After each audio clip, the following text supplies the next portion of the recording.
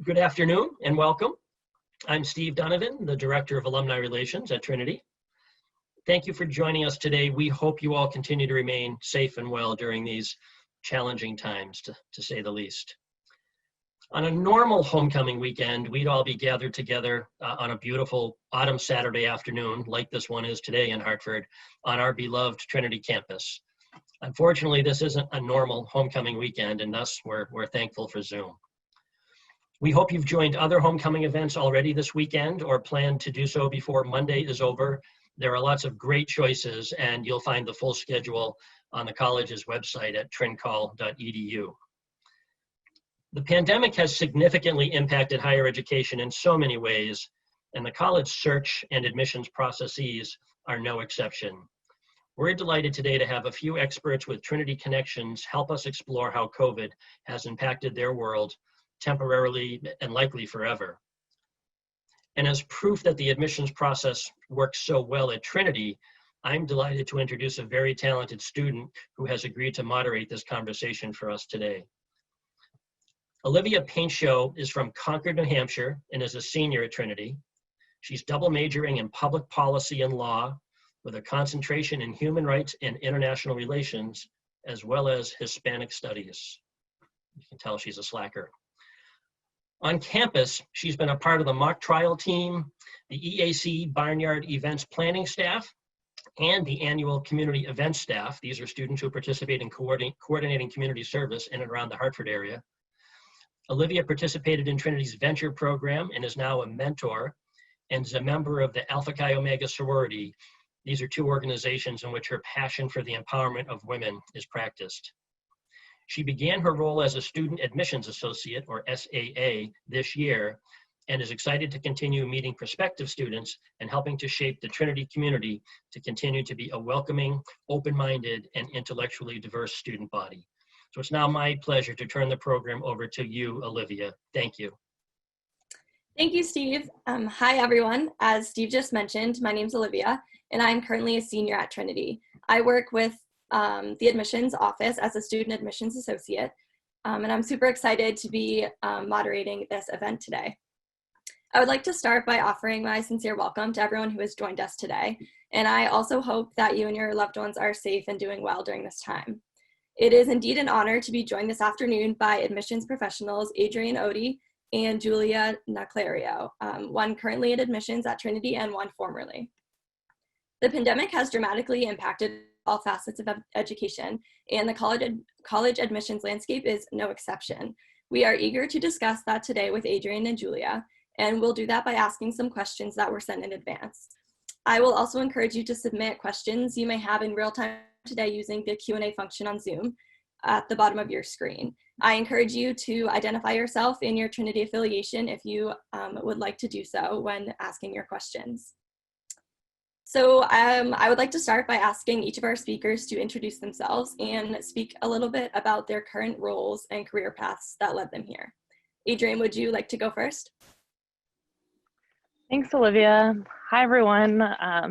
In true homecoming fashion, I felt like since it was such a beautiful fall day, I needed to be speaking to you all from Salt Rock State Park in the great state of Connecticut. I have been with Trinity for just over a year now, and getting to know the area because I moved here from Georgia, which is where I grew up. Have been working in admissions for my entire career, mostly in selective college admissions at my alma mater, Kenyon College, also at the University of Rochester, and took a trip back home to work at Berry College in Georgia for a few years before joining the Trinity community. And what a year to be a new person in a new place.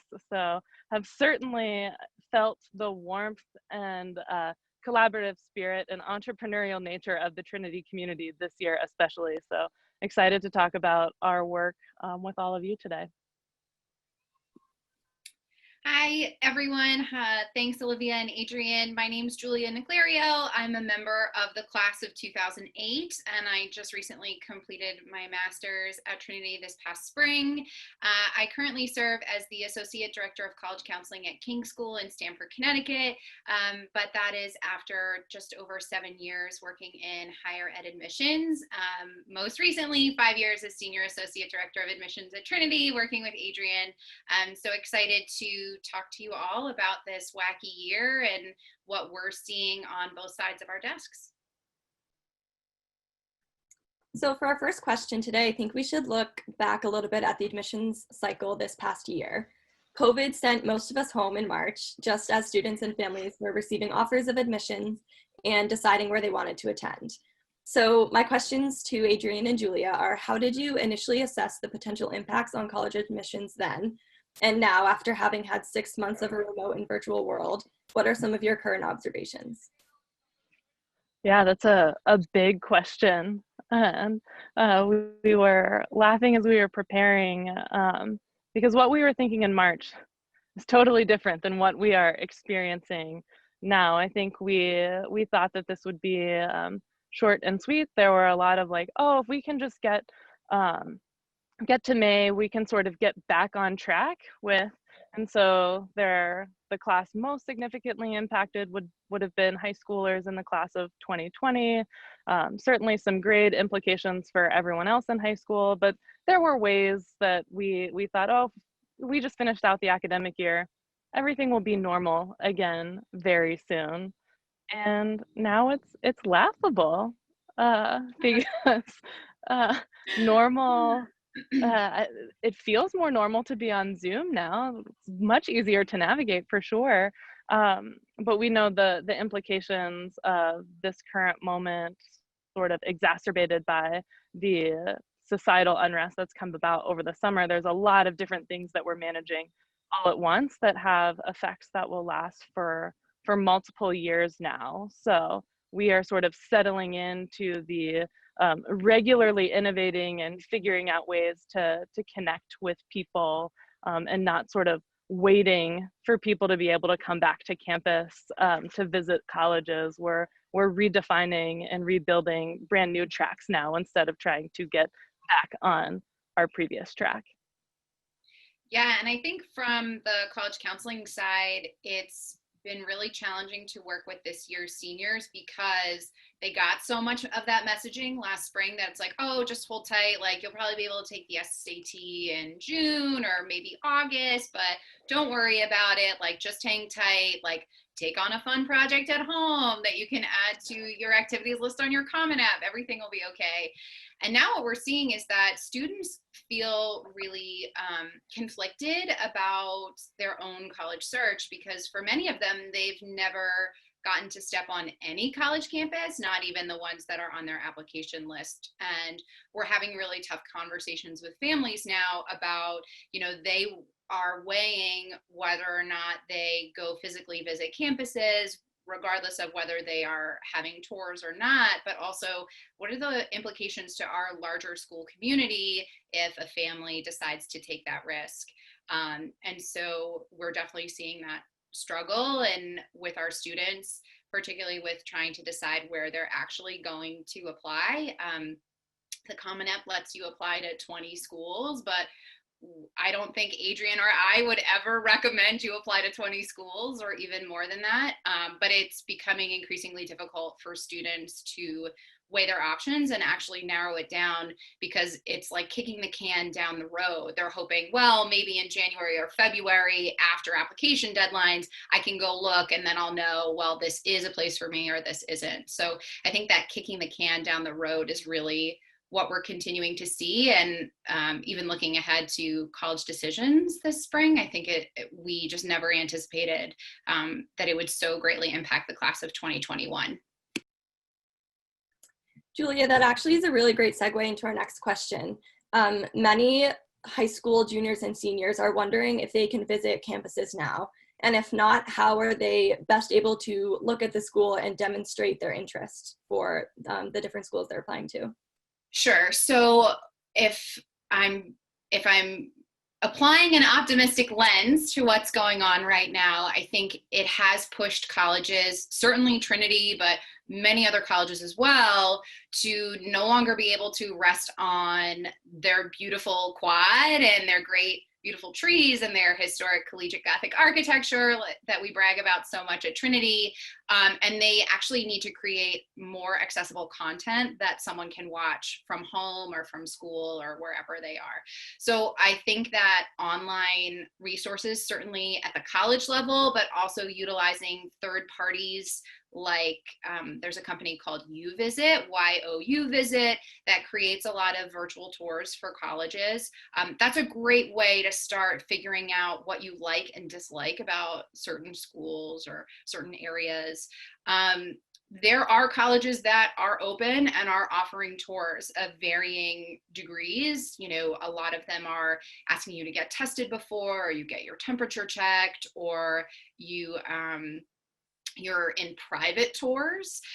So those are all options. I think what families really need to think about is that, again, that community mindset of what if I go to a state where there may be a higher infection rate, what are the risks not only to myself and my family, but my school community and my larger community when I come home.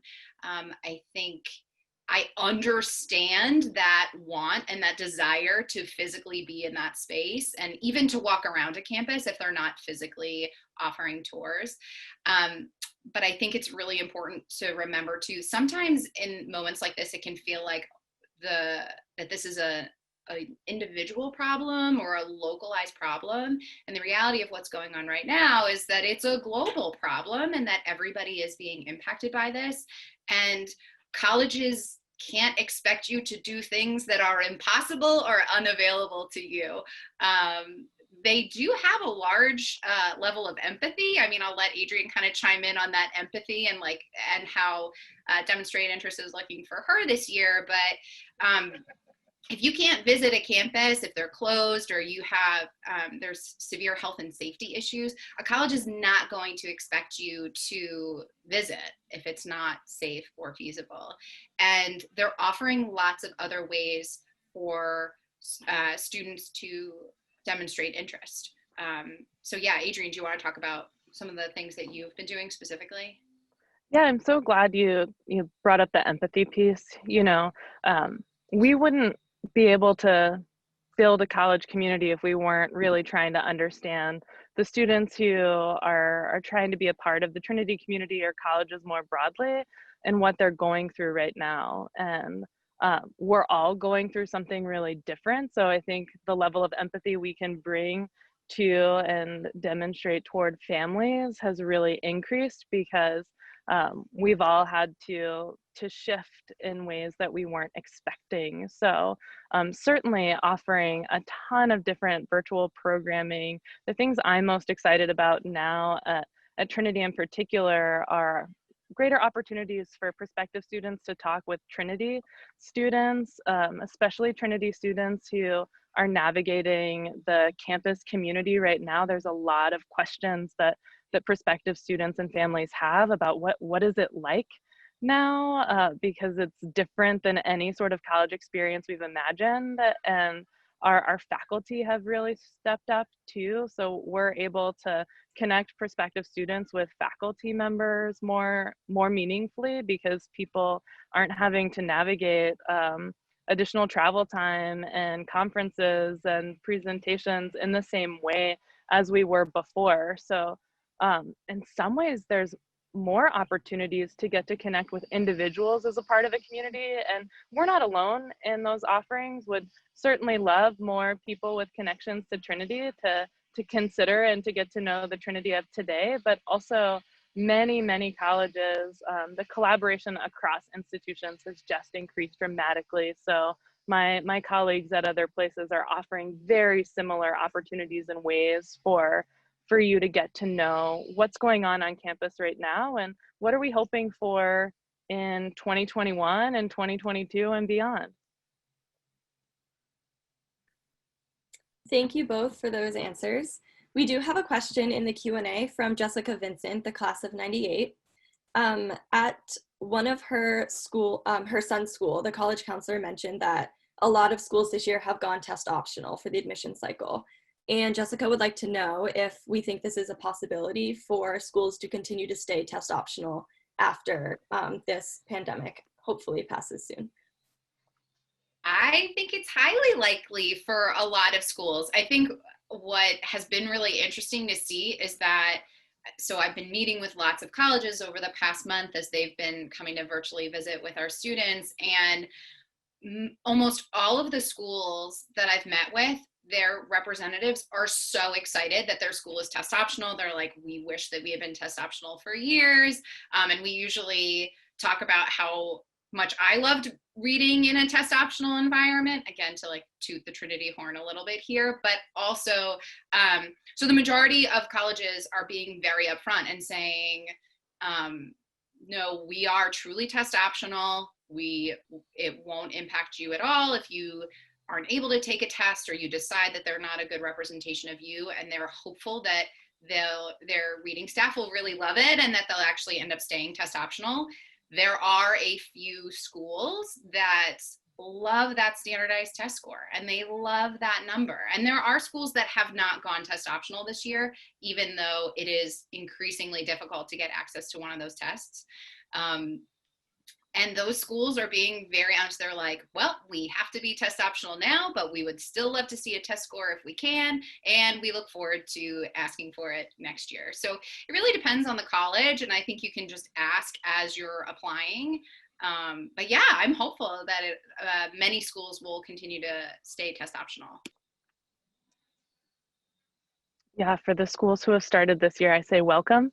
And I've done a lot of, since we've been test optional for 5 years here at Trinity, I've had a lot of conversations with other deans who are going test optional about how to continue being test optional going forward and how to review applications without that information.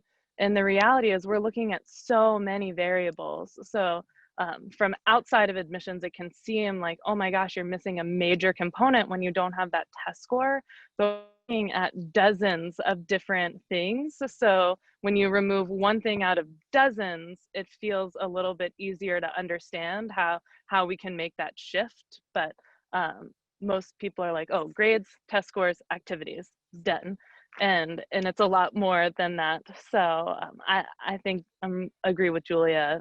This is a movement that will continue going forward for the majority of schools. And I think the few who are holding on to the test scores will let go of them down the road. That's my hope. In line with speaking how colleges are shifting their processes due to the pandemic, one of our questions is, how will colleges handle the changing high school curriculums that vary drastically between high schools all over the nation and the world?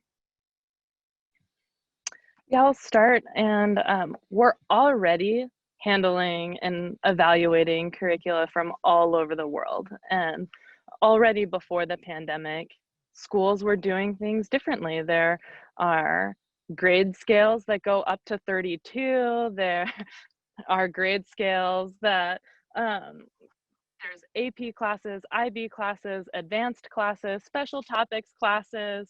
Some schools have languages that students can take, other schools don't. Some schools require a certain number of science classes, and other schools require just as many or more arts classes. So there's already a lot of variety, and we've just put that on steroids in the pandemic as some schools are going pass-fail, others are holding tight to their grade scales, some are totally changing them.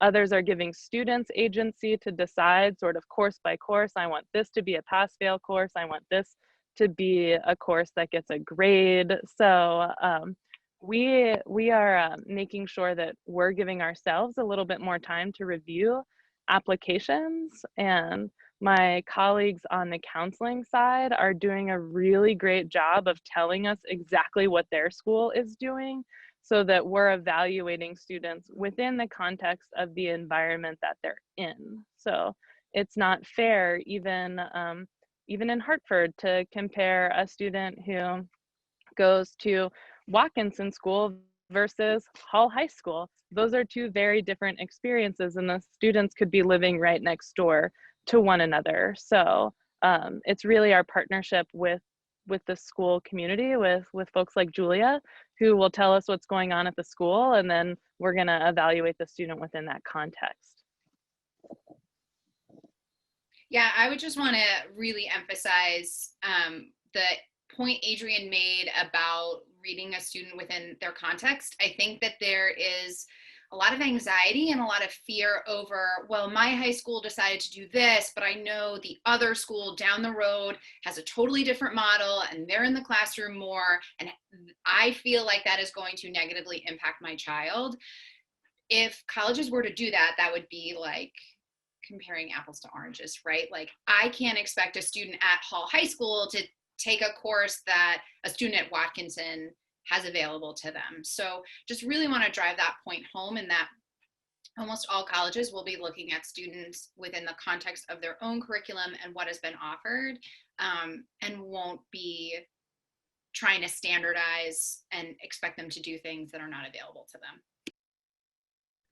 And while you are looking at these students in context, in your opinions, do you believe colleges will be accepting incomplete grades or alterations that have been made to coursework throughout their high school experiences due to the current situation? Absolutely. There's so much that people are managing now. The students who I've spoken with over the summer, canceled, and so classes that were on an advanced track, teachers were like, we're not sure if we can finish out this track, and so they were dropping in levels. And that's very similar to some of the things that we had to do on the college side too. We couldn't offer the programming that we wanted to offer, so we wouldn't expect that students would be able to stick to the level of programming in the classroom and outside of the classroom, because things were different.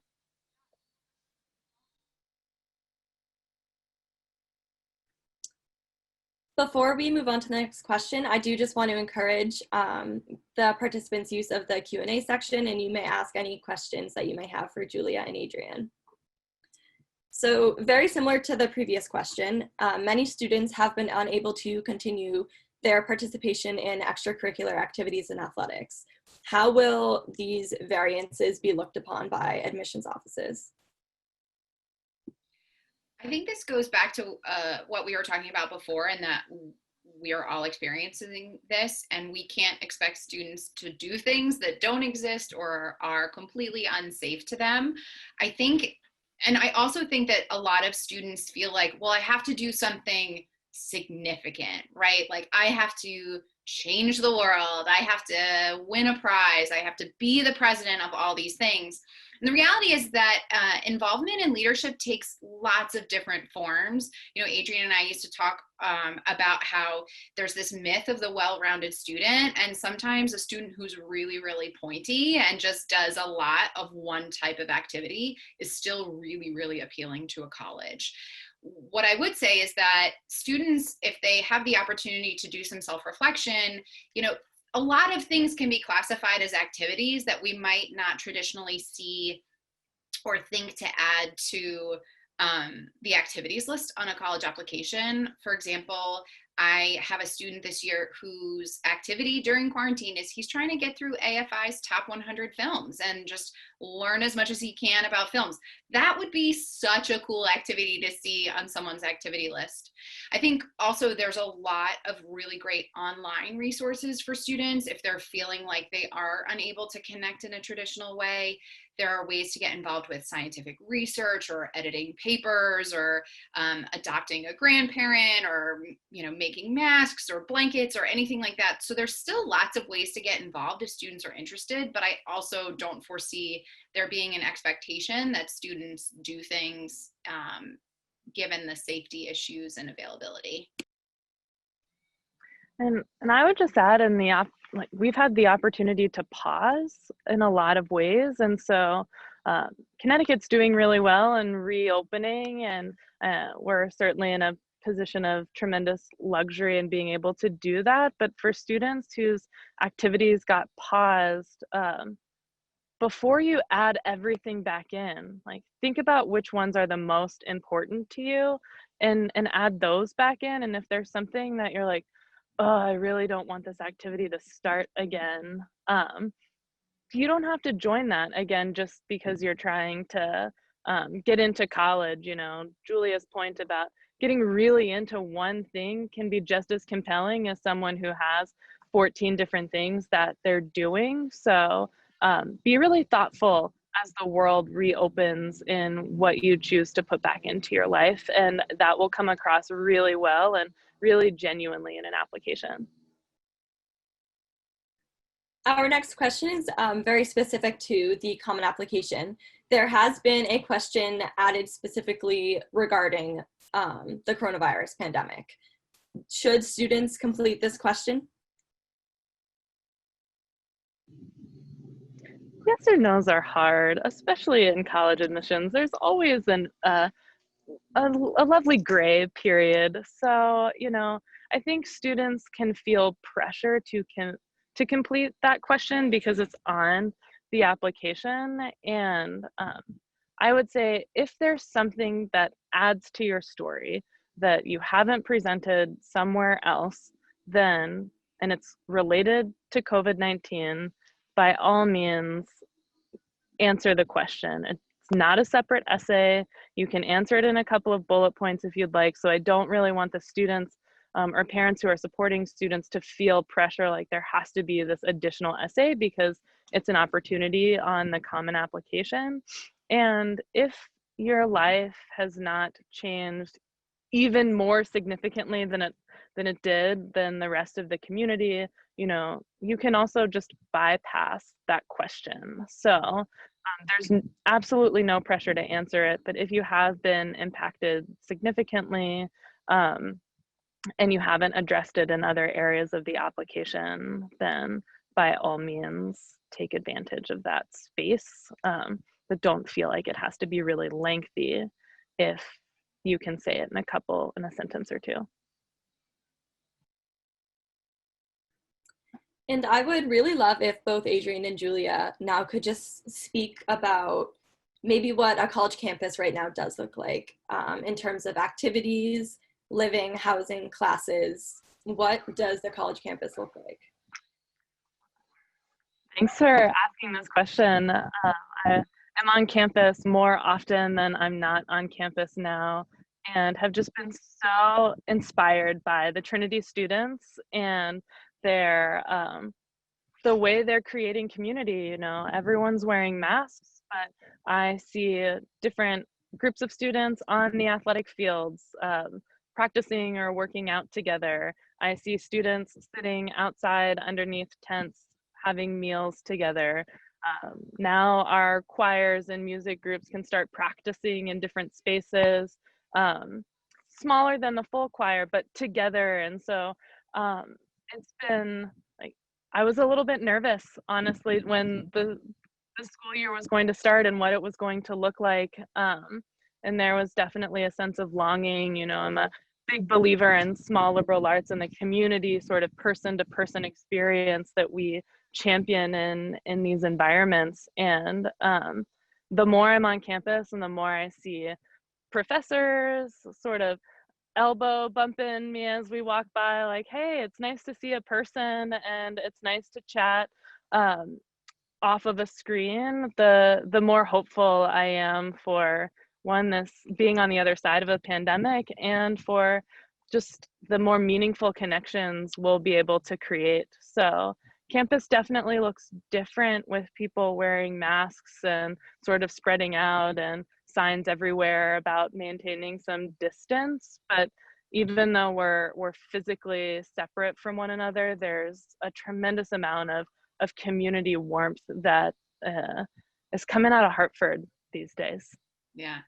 What I think is really special about this time is that every college has opened in a slightly different way. And I think it speaks to, there are lots of different choices you can make, and there are lots of opportunities. And I think this is another point where families and students can think about what type of community they're looking to enter for their college experience. I think it's really special that colleges have come together and said what works best for our community, and how can we keep our students and faculty and staff and safe but still have them involved. I think it's been amazing just to see even how different NESCAC schools have approached this, how large state schools are handling it. I just think it's a really, it can be a reflection of their community in and of itself, and is a great way to get a taste of what a college might be like for you. Absolutely. So we do have a question from the Q&A function. How can alumni support admissions and prospective students through this process? Thank you. Thank you for asking the question.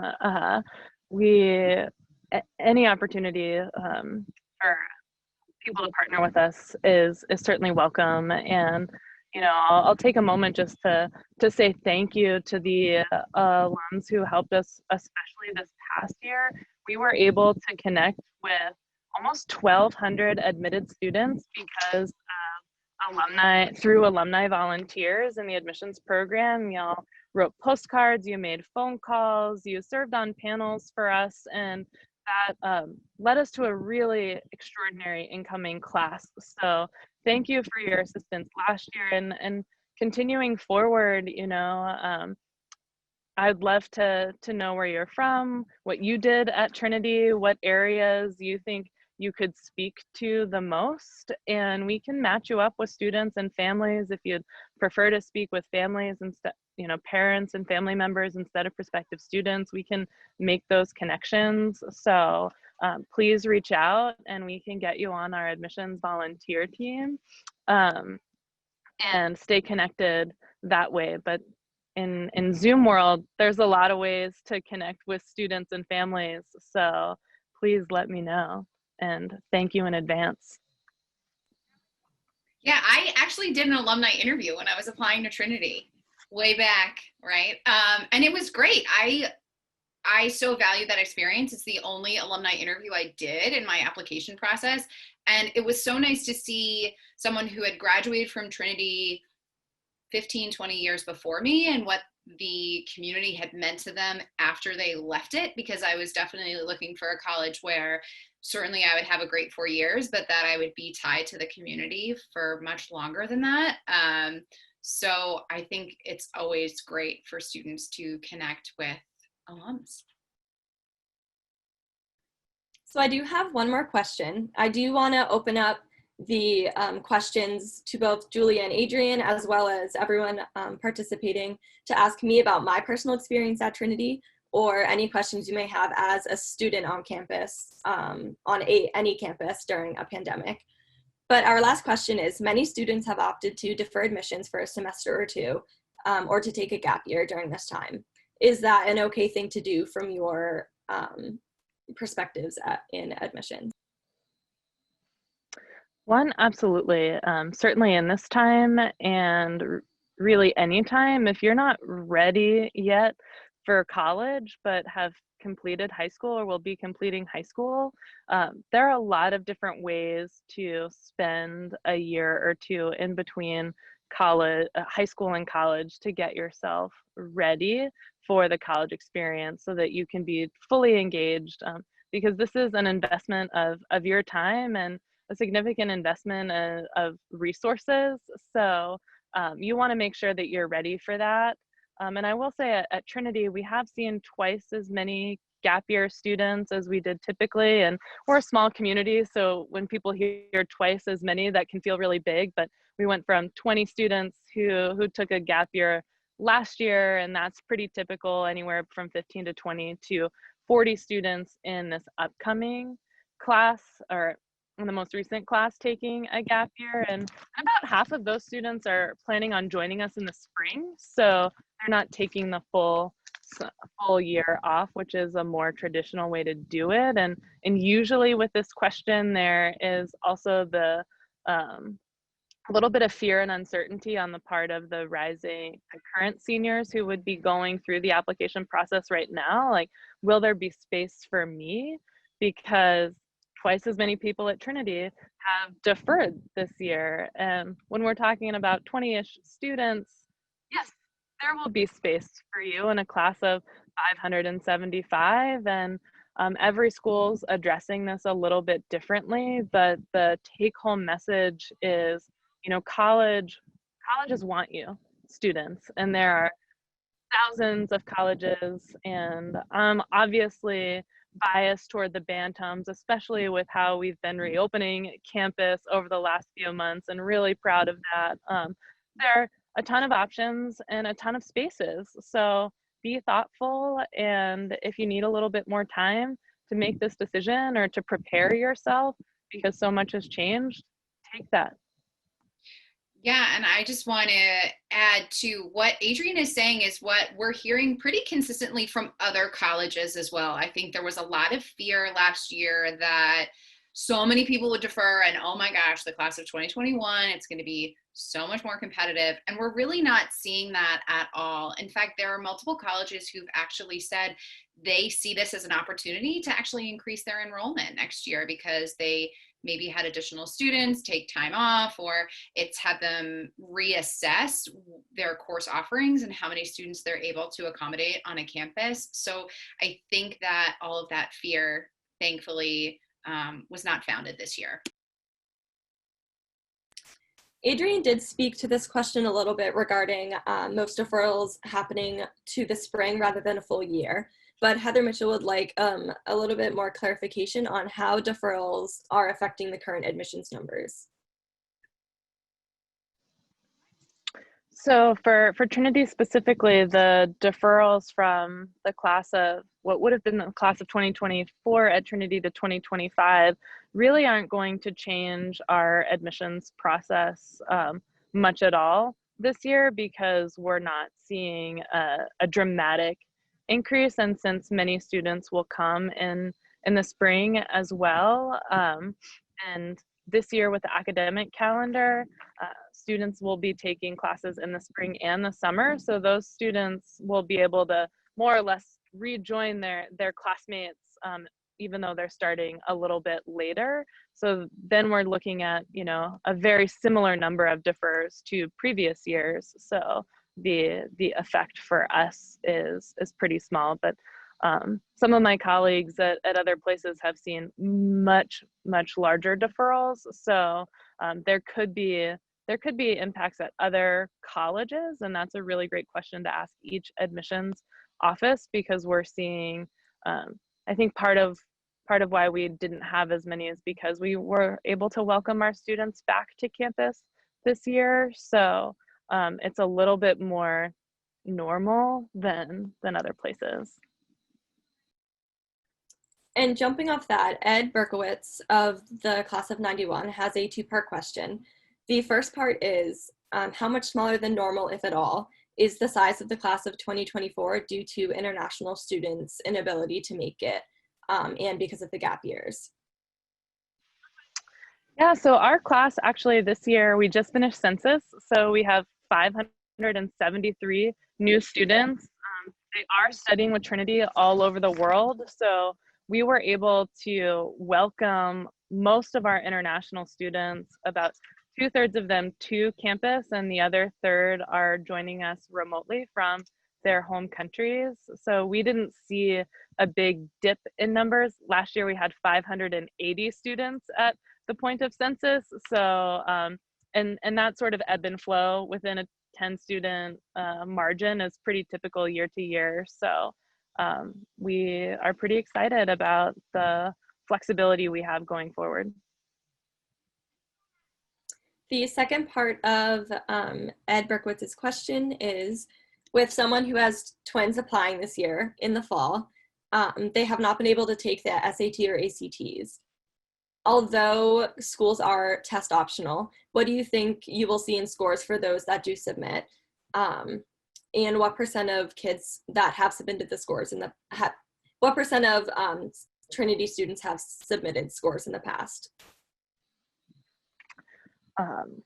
So this past year, only 30% of the students who enrolled at Trinity had submitted scores. So we are an exception among test optional colleges in that we have a majority admit pool of folks who have not submitted test scores to us. And I think that's really just a testament to the counseling that we're able to do to students and families and to the school counseling community, so that students don't feel like they need to submit those test scores to us. As far as score trends, you know, it's tough to say at this point because we have such limited information since so many tests have been canceled. So on the one hand, I could see scores being a little bit lower since if students are submitting them, they're likely to be first time and only time tests. And on the other hand, they could be higher because the students who are able to find testing and take testing are often better, better testers anyway. So it's a toss up for me at this point, but we have been shifting every year. We get more and more students applying to Trinity who haven't submitted test scores, which is why I think we're so popular as schools are shifting to evaluating without test scores, since most of our students for the last couple of years have not been submitting test scores.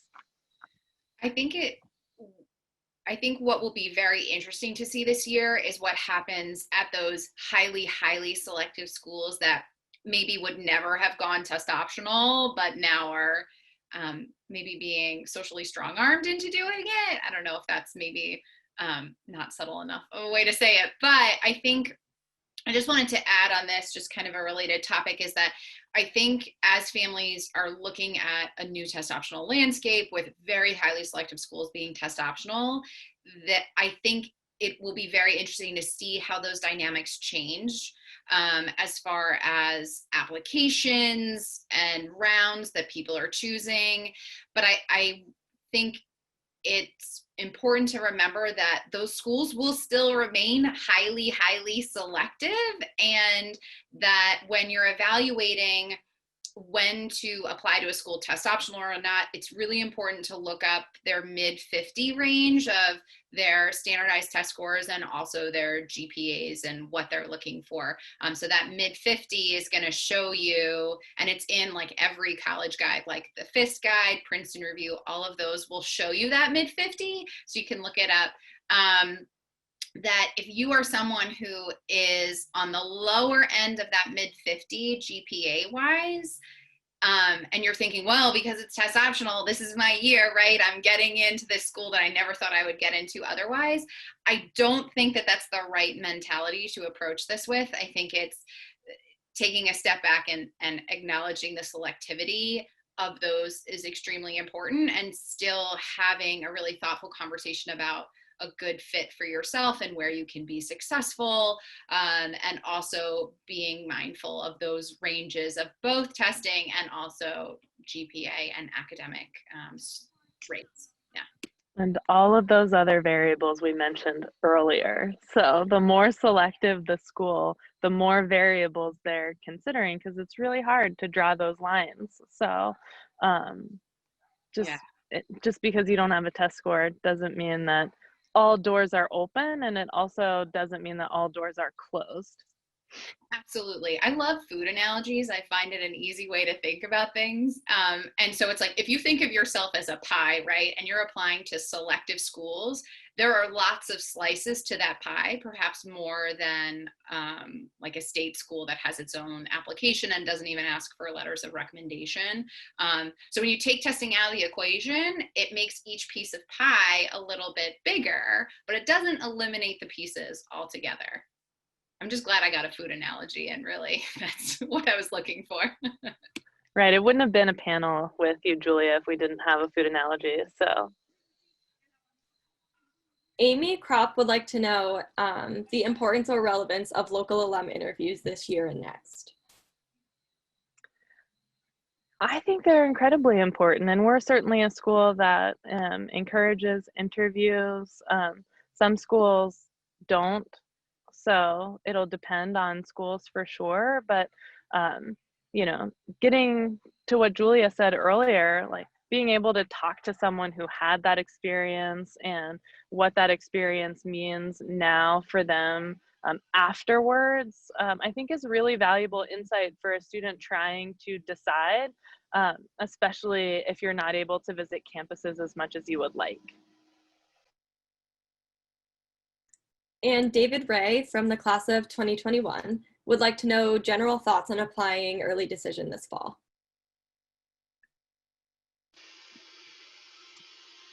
Early decision is awesome if you're 100% certain. If you are 99% certain, early decision is not the way to go. It's really for students who know this is where they want to be. Maybe students who were able to visit campuses last fall or have done a tremendous amount of research on a place, and then family members are on board with the finances of that experience. If those two things aren't lined up, then apply later. There are plenty of options and plenty of spaces later too. So I would hate for students to feel pressure to rush a decision, especially if it's just to get in, if you're not fully certain or if everybody's not on the same page sort of college finance wise. Yeah, and I want to acknowledge and say hello to that pressure of ED, because I think particularly in the last 10, 15 years, so many colleges have shifted from maybe taking 15 to 25% of their incoming first year class to half of their first year class coming through early decision. There are some colleges that take 65% of their incoming first year class through early decision, which seems a little wacky, right? That it's like, oh my gosh, you're taking from this tiny pool and you're not letting yourself see what all the great candidates are going to be in regular decision. But if you take a step back and think about it, it's certainly an enrollment tool, right? Like early decision means you're saying that if I get in, I am coming. And colleges want students on their campus who really want to be there, who love it, who they know are going to enroll and be a part of their community. So I think that there can often be a culture in some schools of like, well, I just need to figure out where I'm going to ED. I had a conversation with a student 2 days ago, and she was like, well, I've got 4 possible ED schools. I just have to figure out which one. And that's, to Adrienne's point, like that's not the best philosophy or strategy around this, that you want to love the place that you're going for 4 years. It's not just school, it's also the investment in a community for a lifetime, right? Like that's what we talk about the Trinity experience. And so I hope that you and your children can take a step back and really think about the seriousness of that ED agreement. And if you are not 100% sure that you would want to be at an institution, then it's not the right path for you, even though the admit rate is infinitely higher. Natalie Bruno of the class of 2020 and Scott Reynolds would like to know a little bit more about the study abroad experience. So Natalie specifically mentions how important study abroad is to a Trinity student's experience. And she would like to know if Trinity is working to create opportunities to engage students in the idea of being global citizens, despite not being able to travel outside of the country. Yeah, absolutely. And I think even more right now, since we have students and some professors who are abroad right now, either engaging in coursework that is based in the greater Hartford area or engaged in coursework through partnerships with other universities. There's already just sort of inherent in the current experience, the global collaboration, I think in ways that we weren't able to do when we sent students abroad. That was sort of separate from the main campus experience. And now it's all sort of woven together. I see you nodding pretty vigorously, Olivia. So I'd be interested if you have any classmates who are abroad in this moment and are accessing classes. And certainly while the vast majority of study away programs for this term have been put on hold, we are looking for ways to safely send students abroad who want to be abroad in the future, because it is so much a part of who we are as a community, and that global piece and the awareness that we want to create in the student body is critical for going forward. So we'll turn all of those things back on as soon as it's safe to do so. Yeah, I think it has been very difficult, obviously, with the pandemic, restricting a lot of movement across borders. I do have a roommate from Brazil, and she's currently stuck in Brazil, trying to figure out how she may be able to quarantine and to make it to Trinity. So there are Trinity's creating so many different options for its students regarding online classes. A lot of classes have been put at different times throughout the day than they usually would be. I have a class at 7:30 in the morning now for students who are abroad, to make it easier for them to attend. So there are a lot of things in place for students abroad. It is obviously difficult that they can't be here, but I think Trinity is making a really good effort. Heather Mitchell has a question with regard to legacies. Is there a higher acceptance rate for legacies?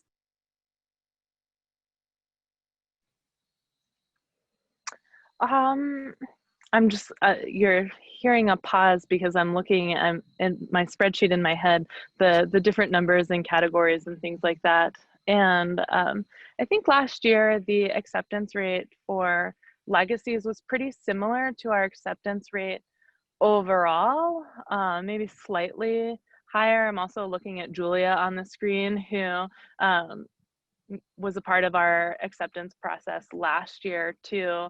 But what, like, the advantage of being a Trinity legacy, regardless of the final outcome, is just an awareness and connection to the community. So students who either who had siblings who attended recently or family members who attended a little less recently are often better able to articulate why they want to be at Trinity because they have much greater familiarity. And Julia made a point earlier about, when we were talking early decisions, schools wanting people who really understand what the experience is like and who want to be there.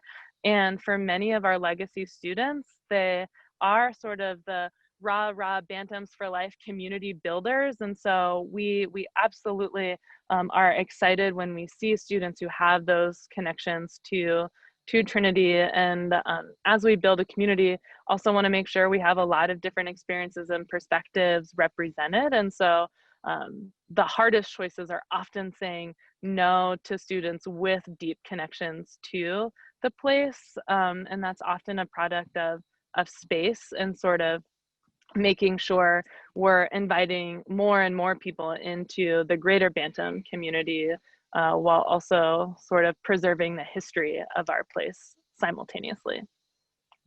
Yeah, I think that it's important to remember that legacy doesn't mean demonstrated interest in and of itself, right? Like, demonstrated interest for a place like Trinity and many other institutions are going to be important because we want those students in our communities that really want to be here.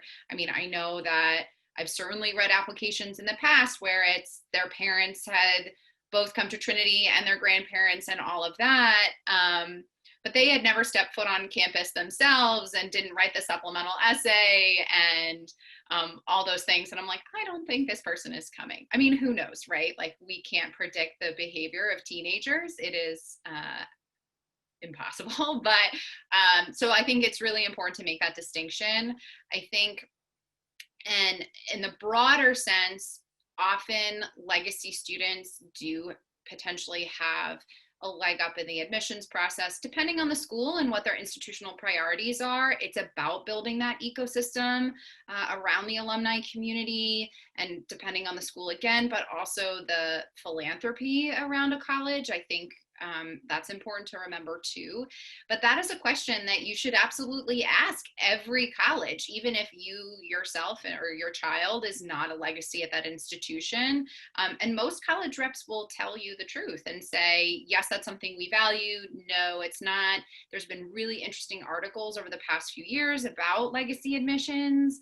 And even some institutions are coming out and saying, no, we're getting rid of it. There are others that are coming out and saying, no, we love it. it, and here's why, and this is how we feel it adds to our community. So never be afraid to ask tough questions of admissions reps. That's what they're supposed to do. That's the job. So I think add that to your list of questions you're asking when you meet college representatives. Speaking of important, tough questions, would either of you be able to speak to the high number of ED admissions and how that impacts socioeconomic diversity on campus?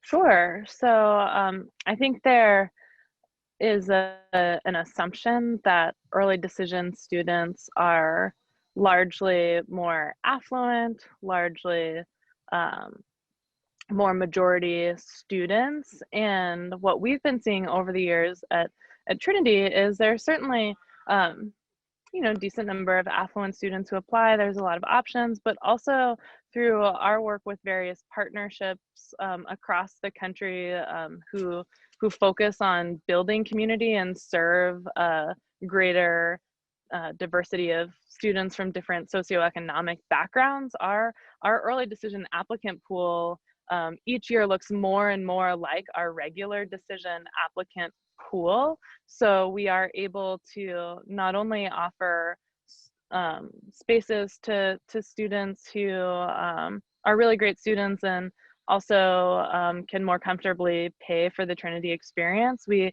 have students who are coming from different backgrounds who are also applying early decision, and we're able to kind of work with our community building and the ecosystem that Julia mentioned just a moment ago, and create some of that socioeconomic diversity within early decision that then gives us more options for regular decision applicants too, to sort of build upon that. So it's definitely a way to kind of assure ourselves of whatever percentage of the community any particular college fills with early decision, but we're trying to hit that socioeconomic diversity as early as we can, because in some places, if 65% of the community is early decision, that's not us at Trinity. We're closer to 45 to 50%. We want to make sure that it's representative of the whole class we want to bring in.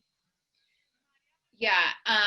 So when I was at Trinity, I had the great fortune to be on the posse selection committee, and posse students come through early decision. And I feel like, just want to echo everything Adrienne said, but also acknowledge that there are very, very few colleges in the United States who are need blind in admissions in general. I think it's only about 20 to 25 schools in total, and those are the ones that have billions and billions of dollars in their endowment. So that's one point I wanted to make, but also too, at Trinity, we had such the wonderful fortune to know that when we admitted a student, we wouldn't be able to make it financially viable for them. I didn't always work at Trinity. I worked at another institution before that where we weren't able to meet 100% of financial aid need. And I feel so privileged to be able to have worked in that environment, because I could work with a student who maybe couldn't contribute any money at all to their education. And I knew that if I advocated for them in the admissions process and they were admitted, that there was a high likelihood that I could see them on campus and that we could make it affordable for their family. So that feels like a pretty big gift overall in my career. So for our last question, before we have any concluding thoughts, we have a few in the chat that are all with regard to demonstrated interest. Specifically, how can international students demonstrate interest without being able to visit the school? As well as David Ray of 91 would like to know if there is a list or location where you can find the schools that do value demonstrated interest. So for international students, I think a lot of international students have been making decisions without seeing schools already, and now we're able to offer even more virtual programming. So we've been able to connect with more international students through our general admissions offerings, which I think has been really a nice dynamic to have everyone together versus the separate programming that we were doing abroad, because that's really what the Trinity experience is intended to do, to bring everybody from all over the world together. So showing up to virtual information sessions, making sure you register for things like that. We're also offering virtual tours. We are doing special programming at Trinity and many colleges on Wednesdays because everybody loves an alliteration in college admissions land. So Workshop Wednesday or Webinar Wednesday has really taken off, to be followed by Financial Aid Friday. So Wednesdays and Fridays seem like days where lots of colleges, certainly Trinity, but other places as well, are doing programs that are more topical. So you might have an opportunity to connect with faculty member, to connect with financial aid or financial planning offices, to connect with students who are involved in different programs. So this isn't me saying sign up for every virtual program you can, because that would be exhausting for any one person to do. You know, we divide up all of this programming across our entire Trinity community, but the ones that are interesting to you and can really cultivate your interest in the school, sign up for those, and try to connect one-on-one with a student or admission officer or alum, depending on the school you're applying to. And if you do that, you will have adequately demonstrated your interest, but really you should use and think about demonstrated interest on what do you want to learn about a school, and go and learn that thing. And if your interest grows, then keep the conversation going. And if you find yourself being like, oh, I don't want to go to the student panel at X school, then maybe that school shouldn't be on your list, and you should continue with the other schools on your list, because there's a lot of really great colleges out there. You know, some of the better ones are in Hartford, Connecticut, though. You're not biased at all, though, right, Adrienne? Not at all. No. I would just add, too, that I don't know if there's a specific online resource that's going to list every single college that tracks demonstrated interest. And also, demonstrated interest may look a little different at a lot of different colleges. I think general rule of thumb is if they give you an optional essay, you should do it, because that's probably part of their demonstrated interest. Like, are you willing to spend the time to write that additional short answer or essay? I think that's a big one. But also, I would check a college website or reach out to your admissions officer from that college.